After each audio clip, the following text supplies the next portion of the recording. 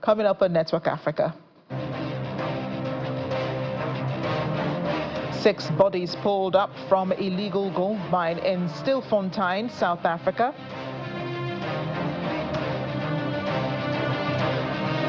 Deputy Director General of the Food and Agriculture Organization decries severe food insecurity in eastern DRC.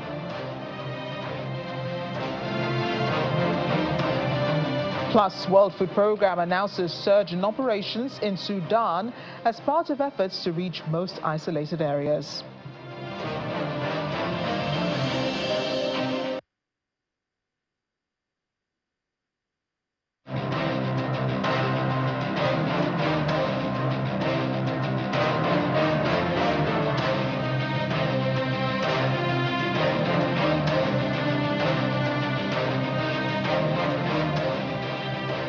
Hello and welcome to the program. I'm Amarachi Ubani. We begin in South Africa, where 6 bodies have been recovered over the past 2 days from an abandoned mine in Stilfontein in South Africa. Now, according to reports, hundreds of illegal miners are still underground.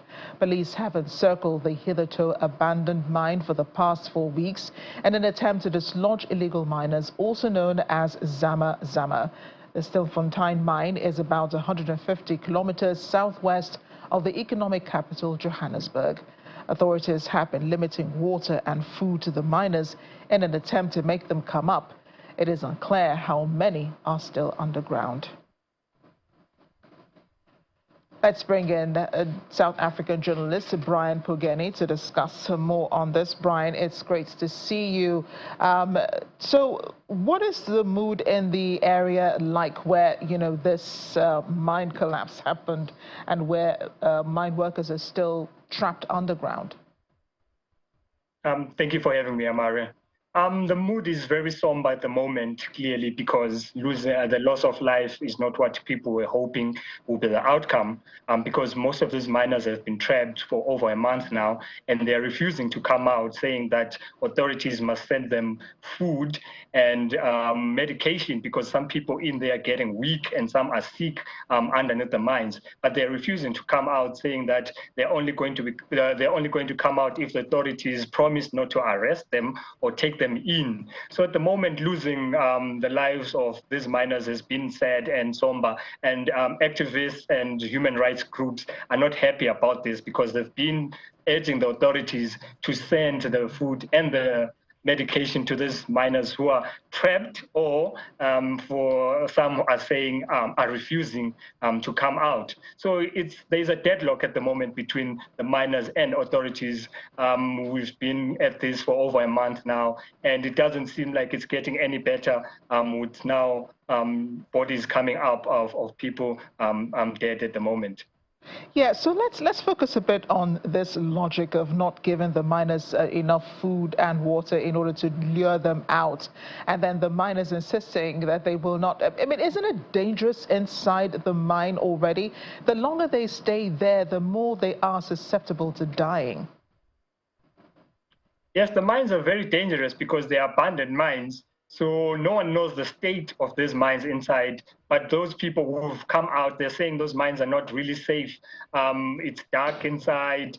It's not safe because it's an abandoned mine. There's no proper equipment. These people are mining illegally, so they're not using proper equipment. So they're putting their lives at risk at the moment. But it's what they've been doing for the past many years. And some of them are really content with staying underneath for months as long as they have the supplies. So the issue now is these people are doing this illegally. So that's why authorities are telling them to come out than sending them food, because there is a belief that if food is sent to them, they're going to have the strength to continue mining and not come out. But the miners are saying they need the food to get the strength so that they can come out of the mines. So it's a but it's not really safe for the miners to continue being down there, and it's not really safe for even the authorities to send anyone underneath there to go and pull them out, because some of them have got weapons. They do fire back at police or any authorities, army, soldiers who do come inside there. And the police did say that because they're not aware of how the mines are built, they're going in there blindfolded. They don't know who's shooting at them and where the shot's coming from. So they can't go and retrieve the miners themselves. The miners have to come out by themselves, but the deadlock doesn't seem to be getting at an end at the moment. This seems like a really dangerous situation, both for the miners and for the authorities. I'm wondering how they're getting communication from the miners. How is this being done? Is there a walkie-talkie on the ground? Are they using phone calls? How exactly are they communicating with these miners underground? So recently with the bodies which did come up, the miners did send notes with the dead bodies telling the authorities to send the food and the medication. But there have been some who've been coming out, like this past week, about 15 did come out, some as young as 17, who was coming from Zimbabwe saying his uncle told him to come this side, he's going to get a welding job. But next thing, he found himself underneath the mine. So he was part of the group which came out earlier this week. So the ones who do come out with that message. But today and yesterday, when the bodies were retrieved, there were notes on the bodies asking for authorities to send that food and the medication. If any of the miners are brought up alive, Pogeni, will they likely face consequences? Most definitely, from what we're hearing from the authorities, because number one, the miners are doing this illegally. They're not supposed to be mining in those mines. So that's already a crime. And there is an issue of that most of them are illegal immigrants. So there's that thing. But human rights groups are saying they're still humans. Let them be treated as humans first, so that they do come out. Because the authorities are strong on their message of saying once they come out, they're going to be processed, number one, for illegal mining, two, for those who are illegal immigrants. So the consequences of coming up are that they will face some jail time or some charges. That's why they are refusing to come out. And obviously, it's been believed that they've got weapons, guns in there, which are illegal weapons. So that's another crime. So that's why they are refusing most of the time to come out, because of those the fear of facing those charges. I'm sure authorities are trying to make a scapegoat out of these ones, making sure that others who are in illegal mines across the country also realize the dangers of what they're doing and the consequences that they're likely to face when they come out of those mines. Brian, thank you again for speaking with us. Appreciate this. You're welcome. Thank you. Meanwhile, many African mining operations, especially in countries like the Democratic Republic of Congo, are under intense scrutiny for human rights abuses, including the use of child labor, unsafe working conditions, and the exploitation of local communities. Young leaders at the 2024 African Critical Minerals Summit are calling for African nations to commit to advancing human rights within the sector, arguing that these violations not only damage the reputation of mining, but could also lead to sanctions or boycotts. Our correspondent, Innocent Mosa, has more. Mining, particularly in underground or remote locations, is increasingly dangerous. Young workers may be less experienced, increasing their vulnerability to accidents, exposure to toxic substance, and long-term health issues like respiratory diseases. Speaking at the 2024 African Critical Minerals Summit, Ofenze Nsani from the South African Mining Youth Association is calling for stronger human rights commitments in the mining sector. I think the issue of child labor is a very prevalent matter in critical mining in Africa. So the first thing I believe that the governments of those respective countries must do should reinforce the regulations regarding the mining sector, especially regarding the issue of labor and compensation. Secondly, they should speak to the private sector and have a working relationship, because some of these companies that are exploiting this legal loophole are in the private sector. So those private sector companies should come apparent and should build a relationship with the government to ensure that issues of labor, wage compensation, and regulations, the government and the private sector are on one equal footing. Platinum engineer Khoto Matlaji shares the same sentiments. I think African governments really need to start coming up with initiatives that help young graduates in the mining industry to actually have a word in the industry. Because in the current moment, mostly the people who hold higher positions actually have a say on the legislations and everything that happen in the country. Women are often underrepresented in leadership roles within the mining sector. Deputy Chairperson of Women in Mining South Africa, Mukhaliadi Sabelo, says this lack of representation hinders efforts to address gender-specific issues in the industry. Yeah, and you are really correct. I mean, the fact that women are not there means they cannot speak for themselves, and representation is quite important. I do have to say that the industry has made great strides in making sure women are coming into the industry and are in roles of influence.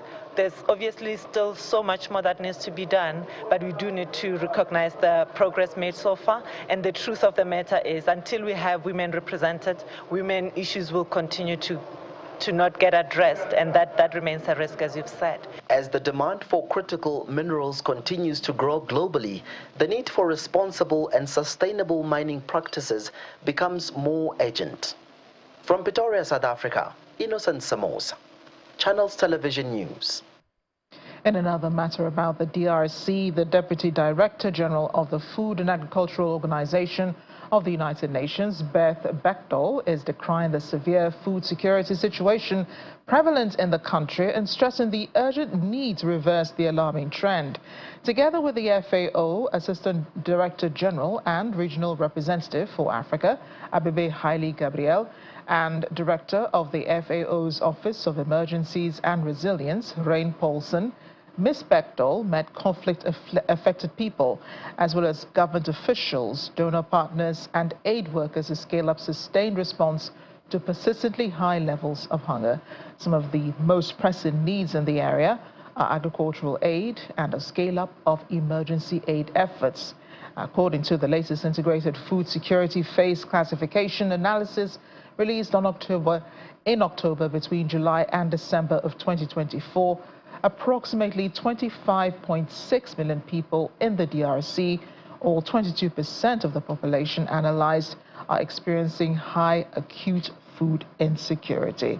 For the first time, the IPC analysis included IDP sites in the eastern provinces with alarming results. Places that we've been able to visit, North and South Kivu and others here on the eastern part of the country, are where you see some of the highest levels of food insecurity. In fact, majority of the people in these camps are in this IPC phase 4, which is emergency, bordering on IPC 5 catastrophe. First of all, it's really important to never lose sight of the importance of data generation and really understanding that localized context of what's the need. This is done by extensive surveying of households, being here on the ground, and really understanding the nature of the food insecurity problems within an IDP camp, for example. But the second area that I think we really are working to prioritize and bring more attention to are these emergency agricultural interventions and the importance of, alongside traditional humanitarian support and assistance, providing seeds, livestock feed, animal nutrition, fertilizers, other inputs, animal vaccines, and these breeding animals that we've been able to see here, rabbits, chickens, support for a fisheries and aquaculture space as well. Equally important beyond what FAO brings as a technical agency to be able to provide those kinds of services and products, we also have a really unique offering because of our relationship with national governments. And there's a role for national governments to play here in terms of better policies that support access to land, that put better infrastructure support into countries that need better access to markets. They need access to ports. They need to be able to build value chains for these products and commodities, not just simple commodities for consumption. In the meantime, the UN World Food Programme has announced a surge in its operations across Sudan, part of a scale-up effort to reach millions of people in the country's most needy and isolated conflict areas. More than 700 trucks carrying WFP food aid have arrived in communities across Sudan, which include 14 locations that the WFP categorizes as hotspots due to the severity of food insecurity and famine risk in those areas.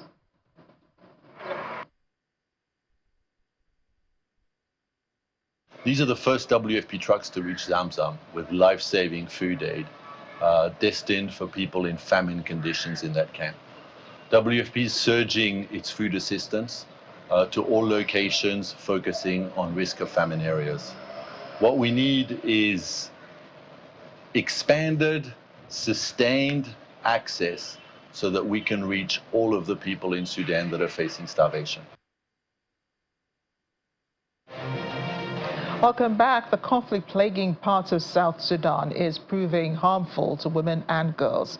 That's according to the United Nations mission in South Sudan that says at least 65% of women and girls experience physical, sexual and gender-based violence in their lifetime. The country is also the second highest among East African nations for intimate partner violence. To tackle this scourge, South Sudan has launched its first ever national task force to combat gender-based and conflict-related sexual violence, with the government describing the initiative as By Us, For Us. We are embarking on a mission, a commitment to create a safer, more just society. This task force represents our collective recognition of the urgent need to confirm GBV and CRSV. These challenges we are speaking of our not so distant from us. They are present in our homes, in our communities, and in the lives of those we love. As a mother and a grandmother, I cannot imagine the pain of seeing my daughter or yours suffering in silence, abandoned with a broken spirit. As a leader, I know we cannot build a strong nation if half of our people are living in fear. This task force is designed to follow situation on GBV and CRSV throughout the country. They will collect information from the grassroots. They will analyze them, and then they will see where the most urgent action and intervention is needed. And that will be the strongest tool of this task force. It will be early warning mechanism, but also prevention mechanism, so that local authorities are alerted in due time where to react and how to react. In Sharia news now, for 14 years, Major Bezawit Birum has served her country, Ethiopia, as a soldier and a doctor. This past year, as a peacekeeper serving with the United Nations, she dedicated herself to supporting the people of South Sudan on their journey from conflict to peace. She, along with 642 other Ethiopian peacekeepers, has been awarded the United Nations Medal of Honor for service and sacrifice. Ethiopia has contributed to United Nations peacekeeping operations since the early 1950s. Today, it is one of the largest contributors to missions, with over 8,300 uniformed personnel serving worldwide. The country also stands out for deploying the highest number of female peacekeepers, setting an example for other nations and inspiring more women to join their ranks.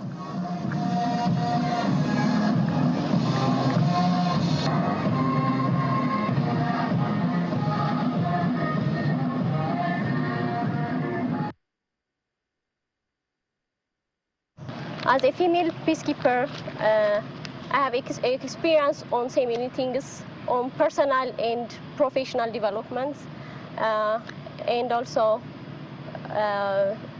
leadership skills and cross-cultural understanding. In this peacekeeping, male peacekeepers are more dominant than female peacekeepers. So I am very proud to be part of this peacekeeping mission as much as a man. The United Nations medal is a symbol of your readiness to sacrifice everything under the UN flag, and therefore it is very well earned.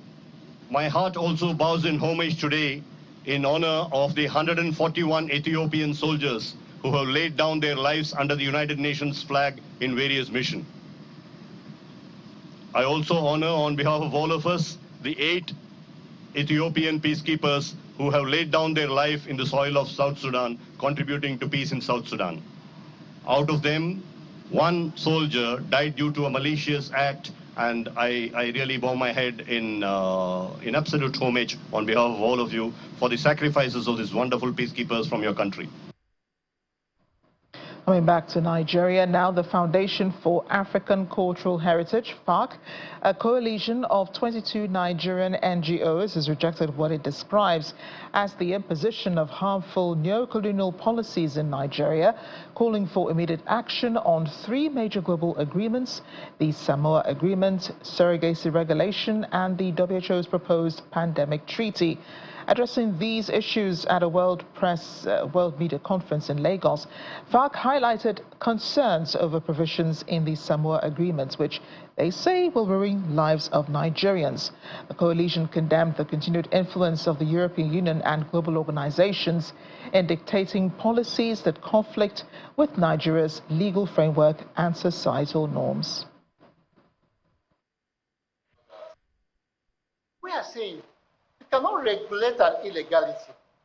If you read this paper, this document, you find that surrogacy is already illegal in Nigeria. It's called child trafficking. So surrogacy is illegal in Nigeria. And so the bill to regulate surrogacy, it is wrong. You cannot regulate a snake. A snake is poisonous, it's long, it's dangerous. You don't want to regulate it because it will still bite you.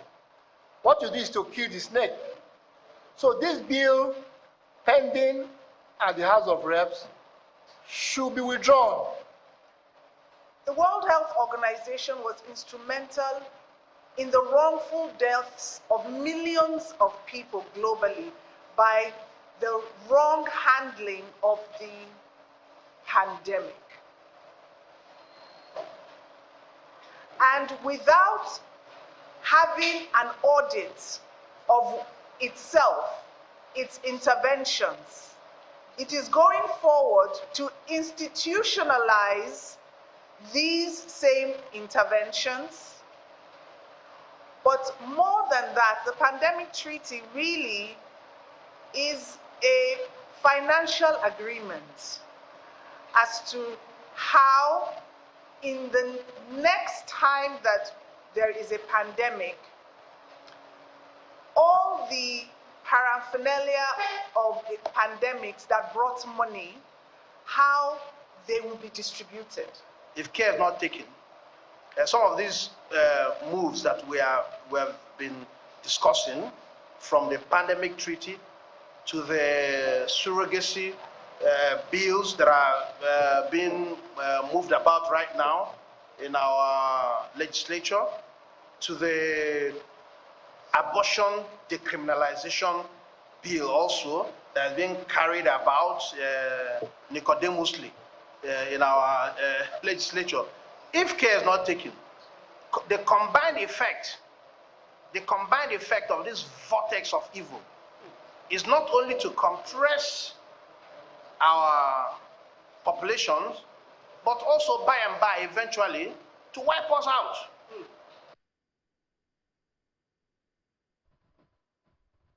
The Nigerian Red Cross Society has announced its plan to launch Safe Steps, a safety campaign to help reduce road accidents in Lagos State.